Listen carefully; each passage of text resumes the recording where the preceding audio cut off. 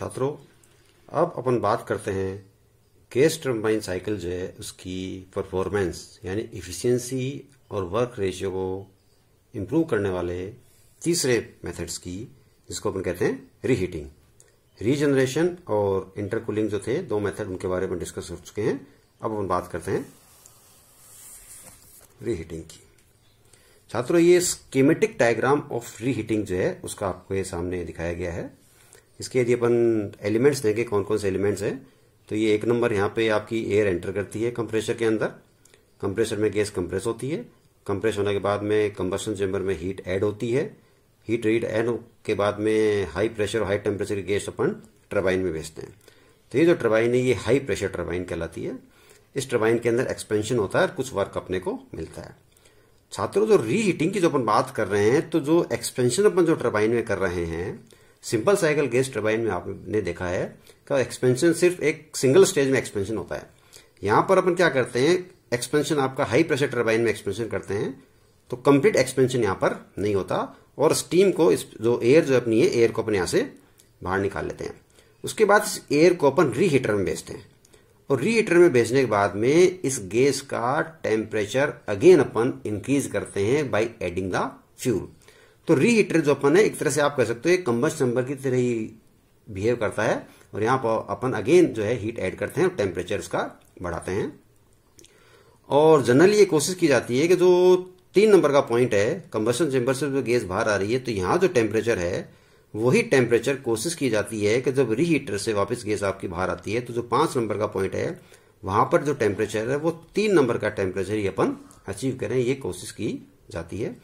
Then ये low pressure, क्यों gas जो है आपकी यहाँ पे एक्सपेंड होगी, तो यहाँ पर जो गैस है वो लो प्रेशर और हाई टेम्परेचर की गैस है, उसको अपन अब लो प्रेशर टरबाइन में ले जाकर के एक्सपेंड करते हैं और यहाँ एक्सपेंशन होने के बाद में ये जो गैस है यहाँ पे अपन एटमोस्फेयर में रिलीज कर देते हैं। तो ये जो अरेंजमेंट है, ये अरेंजमेंट अपन कहलाता है रीहीटिंग का। तो रीहीटिंग में अपन ने क्या किया है, दो टरबाइन के बीच में जो एयर अपनी थी, एयर को अपन कुछ अमाउंट एक्सपेंड करने के बाद में उसको बाहर लेकर के अगेन उसमें हीट ऐड करते हैं जिससे उसका टेम्परेचर इंक्रीज करें। टेम्परेचर इंक्रीज करने से छात्रों फायदा ये होता है कि जो टरबाइन का जो एक्सपेंशन का वर्क है, वो टरबाइन का एक्सपेंशन का वर्क अपने को ज्यादा मिलता है। छात्रों, अब बात करते हैं रीहीटिंग के टीएस डायग्राम की, जो कि आपके सामने है। इस टीएस डायग्राम के अंदर आपके 3 लाइन दिख रही है। ये तीनों लाइन आपकी कांस्टेंट प्रेशर की लाइन है। जो एलिमेंटल स्कीमेटिक डायग्राम जो देखा था अपन ने, उसके हिसाब से इसकी यदि अपन एक्सप्लेन किया तो 1 से 2 नंबर जो है ये अपन कंप्रेसर के अंदर इसको कंप्रेस कर रहे हैं। 2 से 3 जो है यहाँ पे हीट एडिशन हो रही है कांस्टेंट प्रेशर के ऊपर कंबशन चेंबर के अंदर। 3 से 4 जो है ये जो हाई प्रेशर की जो आपकी टरबाइन थी, उस टरबाइन के अंदर आपका एक्सपेंशन हो रहा है। यहां से जो एयर अपन ने टरबाइन से बाहर निकाली है उसके अंदर अपन हीट ऐड कर रहे हैं। तो 4 से 5 के अंदर जो अपन हीट ऐड कर रहे हैं, रीहीटर में हीट एडिशन हो रहा है जिससे टेम्परेचर बढ़ रहा है। और जैसे मैंने बताया था कि जो लो प्रेशर की टरबाइन है, वहां पे जब अपन इनलेट पे जो लेते हैं तो जो टेम्परेचर है वो कोशिश की जाती है कि टेम्परेचर इसके बराबर हो। तो जो T3 टेम्परेचर है ये कंबशन चेंबर से जो बाहर गैस आ रही है उसका टेम्परेचर है, और T5 जो रीहीटर से गैस बाहर आ रही है तो उसका टेम्परेचर है। तो लगभग जो दोनों है वो बराबर है। फिर लो प्रेशर की जो टरबाइन अपनी, वहां पे इसको एक्सपेंशन किया जाता है 5 से 6 तक, और देन यहां से इसको एटमोस्फेयर में रिजेक्ट कर दिया जाता है। तो इसमें छात्रों, जैसे मैंने आपको इंटरकूलिंग के टाइम भी बताया था कि टीएस डायग्राम पे जब आप देखते हो इसके अंदर, तो ये जो कांस्टेंट प्रेशर की जो लाइन है, ये इनका इस लाइन इधर इस साइड में जब आप मूव करते हो तो इनका लाइनों की जो विड्थ है वो विड्थ बढ़ती जाती है।